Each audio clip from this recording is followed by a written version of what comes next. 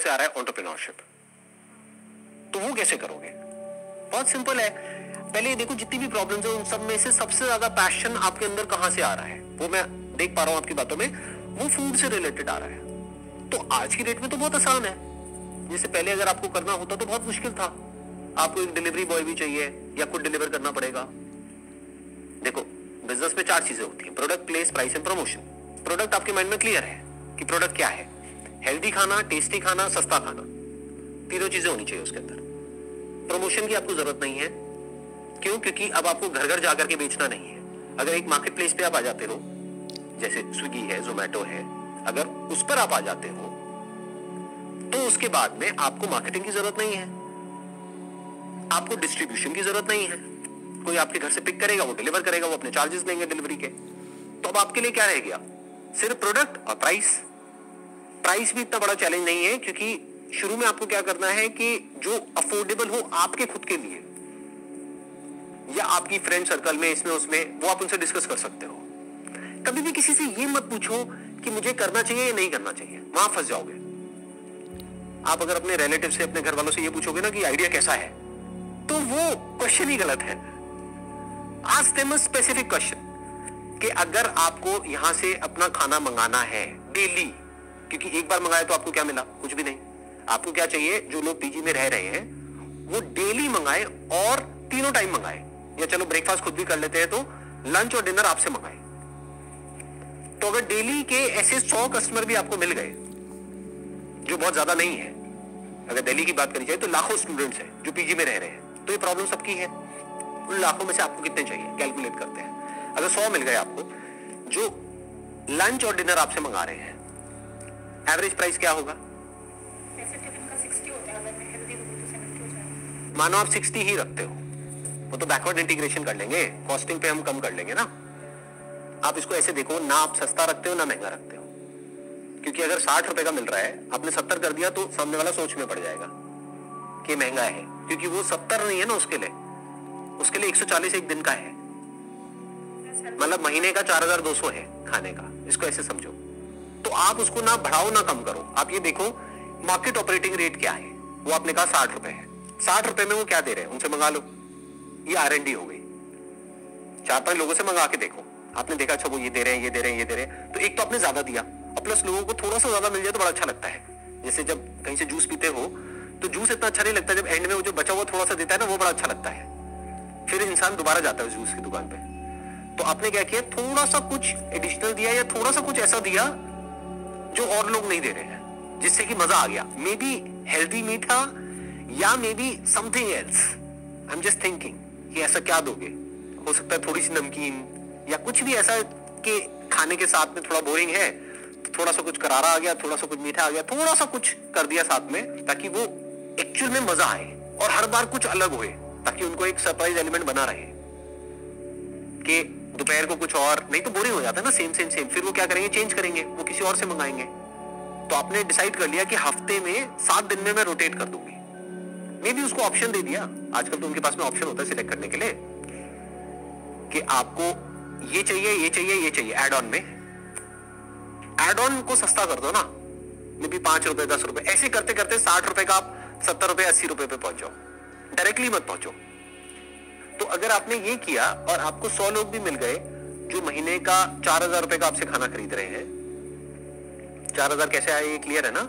60 into 2, 2 मील, यानी कितना हो गया, 120, 120 इंटू 30 कितना हो गया, 3600। ठीक है, 3600 रुपए 1% से आपके पास में आया, यानी 100 लोगों से कितना हो गया, 3,60,000।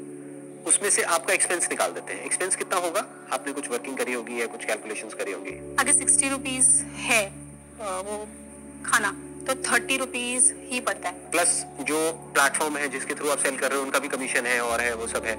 तो अगर मैं मानूं आपका मार्जिन ऑपरेटिंग एक्चुअल में सिर्फ 25% ही आता है, फूड में वैसे इससे ज्यादा होता है मार्जिन, बट मैं मानता हूं एंड में सब काट पीट के आपके हाथ में 25% बचता है। तो आपकी रेवेन्यू कितनी हुई एक महीने की, 3,60,000। उसमें से आपने कितना कमाया, 25%, that is close to around near about 80,000। तो 80,000 रुपए आपका प्रॉफिट हो गया एक महीने में। और ये स्टार्टिंग है, अगर इस काम को और अच्छे से करोगे तो वर्ड ऑफ माउथ भी फैल सकता है, यानी जिसको अच्छा लगा एक्चुअल में अगर आपके खाने में कुछ ऐसा हुआ जो औरों से बिल्कुल अलग है, तो सीख लो कुकिंग क्या है, कुकिंग क्या होती है। बहुत मुश्किल है क्या? मेरे को भी आती है बेसिक कुकिंग। तो कुकिंग में क्या है, कुकिंग के छोटे छोटे कोर्सेज होते हैं। प्रॉपर आपको कुक बनने की जरूरत नहीं है, छोटे छोटे कोर्सेज होते हैं ना। कुक अरेंज नहीं करना होता है, खुद करना होता है। कुक की शुरू में क्या जरूरत है? अभी आप कुक अरेंज करोगे तो बेकार में आपके ऊपर प्रेशर आ जाएगा। ये भी एक बहुत इंपॉर्टेंट पॉइंट है समझने वाला, ध्यान से समझना मेरी इस बात को। चाहे तो आप एक कुक भी अरेंज कर सकते हो, लेकिन अगर आपका फाइनेंशियल बैकग्राउंड इतना स्ट्रांग नहीं है तो मैं रिकमेंड नहीं करूंगा, क्योंकि आप अननेसेसरी अपने ऊपर प्रेशर क्रिएट कर रहे हो। और प्लस आप जब खुद ही नहीं समझते कि कुकिंग क्या होती है, आप किसी को क्या समझाओगे? उस कुक को जैसे आप कुछ बोलोगे ना करने के लिए, वो हंसेगा या हंसेगी, वो कहेंगे पता तो कुछ है नहीं मैडम को, ऐसी कुछ भी आकर के बोलती रहती है। अगर मैं फोटोग्राफी के बारे में जाकर के अपनी कंपनी में किसी को कुछ बोलूंगा तो मुझे पता तो होना चाहिए अपर्चर क्या होता है, शटर स्पीड क्या होती है, डेप्थ ऑफ फील्ड क्या होता है, ये क्या होता है, वो क्या होता है। नहीं तो वो कहेंगे कि ये बाबू तो बेवकूफ है, कुछ भी बोलता है। You getting where I am coming from? तो उसके दो बेनिफिट हो रहे हैं। एक, आप कुकिंग सीख रहे हो, और कुछ नहीं तो अगर काम नहीं भी चला लाइफ में, कुकिंग तो काम आएगी, खुद के तो काम आई जाएगी।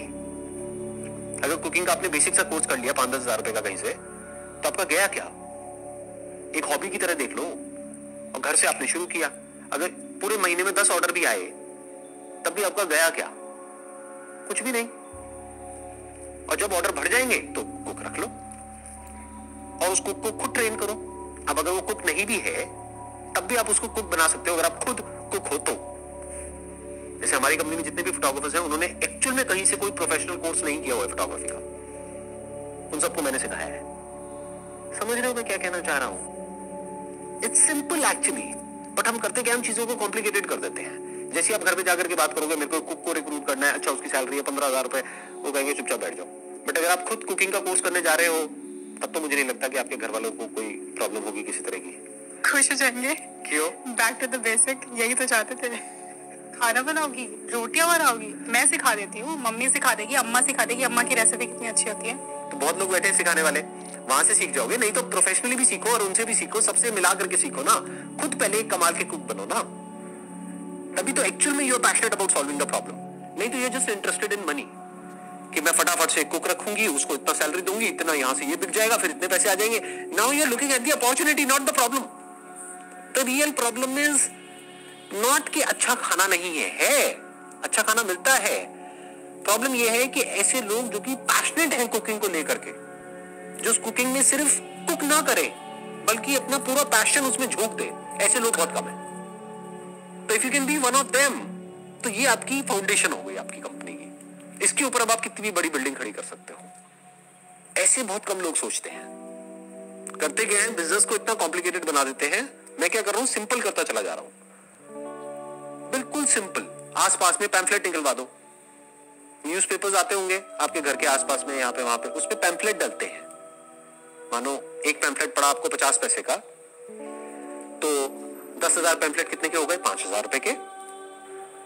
5,000 पैम्फलेट्स आपने बंटवाए किसी ऐसे एरिया में अपने घर के आसपास में जहां पे आपको पता है पीजीज बहुत ज्यादा है। पीजीज का भी एक हब होता है, कुछ ऐसे एरियाज हैं दिल्ली में जहां पे बहुत ज्यादा पीजीज है, वहां पर तो स्पेसिफिकली वहां पे हेडलाइन में मेंशन करो।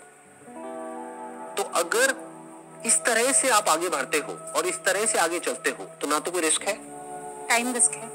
टाइम क्यों रिस्क है? क्योंकि अगर आपने उसको रूल आउट कर दिया है, इसीलिए मैंने शुरुआत में आपसे क्या पूछा कि if you are confident about cracking CAT, that's not the problem. Problem is कि पहली बात तो फेलियर का एक वो रहता है कि फेल हो गए तो क्या, प्लस ये जो माइंडसेट है कि तुमने इतने साल से सेम चीज, लाइक मेरे पापा एग्जांपल देते हैं कि तुम 99 रन बनाने के बाद तुम कह रही हो कि अब तुम्हें बैटिंग नहीं करनी है, तो तुम पूरे जिंदगी पढ़ ही क्यों रही हो अगर तुम्हें कुछ अलग करना है।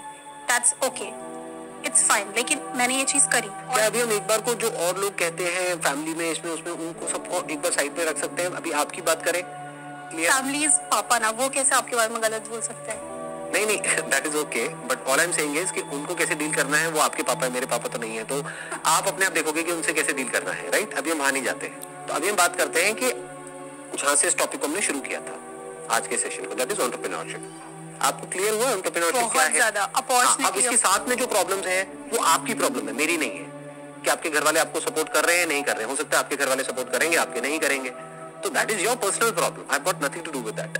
जैसे आप किसी कॉलेज में जाते हो, अपने प्रोफेसर को बोलोगे मैं एमबीए तो कर रही हूँ, आप मुझे पढ़ा भी रहे हो, लेकिन बाद में मेरे जो इन लॉज है मुझे नहीं लगता मुझे जॉब करने देंगे, तो कहेगा तो मैं क्या करूँ? तो दैट्स योर प्रॉब्लम। तो वो कैसे सॉल्व करना है वो आप देखो, करना है नहीं करना है। बट अभी बिजनेस मॉडल क्लियर हो गया आपको, उसमें क्या चैलेंज है बताओ? ये हमने कर लिया और हमने 2-3 साल किया, लाइक हम कर रहे हैं और थोड़ी बहुत ग्रोथ मिल रही है। पर 1 मिनट, 2-3 साल कहाँ से आ गया? 2-3 महीने क्यों नहीं? 2-3 महीने में रिजल्ट दिख जाएगा आपको। अलग अलग बिजनेसेस में अलग अलग तरीके से टाइम फ्रेम होता है। जैसे मैंने फोटोग्राफी करी तो मेरे को 15 दिन में 1 महीने में रिजल्ट दिख गया। मैंने एड निकाली, लोग आए, उन्होंने शूट कराया, मुझे पैसा मिला, एड का खर्चा बाहर हुआ, 10-12 हजार रुपए एड का खर्चा था, 20-21 हजार रुपए मिला, काम खत्म, 8-10 हजार रुपए कमा लिया, वहां से शुरुआत हो गई। तो एक बात समझनी है अच्छे से कि आपके पास में रिपीट ऑर्डर्स आ रहे हैं नहीं आ रहे, ये पैरामीटर है आपकी सक्सेस और फेलियर का। अगर आपने जो खाना बनाया उसमें रिपीट ऑर्डर्स आए, जो 2-3 महीने में, 4 महीने में, 6 महीने में पता लग जाएगा, तो इसका मतलब उनको आपका जो प्राइस है, जिस भी लेवल पे आपने प्राइस किया हुआ है अपने प्रोडक्ट को, प्लस आपके प्रोडक्ट की क्वालिटी है, उसका टेस्ट है, वो सब पसंद आ रहा है। आपका जो कॉन्सेप्ट है हेल्दी फूड, न्यूट्रिशियस फूड, इसमें इस तरह का नमक है, ये सब बताओगे आप वहां पर, कितनी कैलोरीज हैं, कितना क्या है, ये सब हो ही रहा है। बट और ज्यादा अच्छे से आप देखोगे कि मैं और ज्यादा अच्छे से कैसे प्रेजेंट कर सकती हूँ। This is all part of packaging of the product. Product भी इंपॉर्टेंट है, पैकेजिंग भी इंपॉर्टेंट है। ये सब आपने किया तो अब आपको क्या देखना है अगले 2-3 महीने में कि क्या लोग एक एक बार ऑर्डर करके छोड़ रहे हैं या बार बार ऑर्डर कर रहे हैं। अगर एक एक बार ऑर्डर करके छोड़ रहे हैं तो इसका मतलब आपके प्रोडक्ट में कमी है, अब उसको इंप्रूव करो। अगर बार बार ऑर्डर कर रहे हैं तो अच्छा लग रहा है, अच्छा लग रहा है। अब अगर 10 को अच्छा लग रहा है तो क्या 100 को नहीं लग सकता? क्या 1000 को नहीं लग सकता? 10,000 को नहीं लग सकता? कितना बड़ा बिजनेस मॉडल है, कितने पीजीज हैं पूरे इंडिया में, उन सबको आप केटर क्यों नहीं कर सकते? ऐसे बड़ा सोचते हैं। अभी प्रॉब्लम क्या है कि मैंने शुरुआत छोटी करी है तो आप छोटा ही सोच रहे हो, आपको लग रहा है कि ये यहीं तक अटक जाएगा। ऐसा नहीं है, एक कदम से शुरुआत करी है, लेकिन इसका मतलब ये थोड़ी है कि हम एक कदम ही चल सकते हैं। एक एक कदम करके हम हजारों किलोमीटर तक चल सकते हैं ना। तो दूर तक देखो क्या हो सकता है। अगर आपके पास 10 लोगों के भी रिपीट ऑर्डर्स आ सकते हैं रेगुलरली, तो समझ जाओ कि you are in for something very big. 10 के आ सकते हैं तो 100 के भी आ सकते हैं, 1000 के भी आ सकते हैं, 1 लाख के भी आ सकते हैं। मतलब जो हमने पैसे की बात करी 80,000 रुपए महीना नहीं है, फिर वहां पर 8 लाख रुपए महीना है, अगर यहां तक आप सोच पा रहे हो तो। बिजनेस मॉडल आपको क्लियर हो गया? Very much. It was pleasure talking to all of you. Wish you all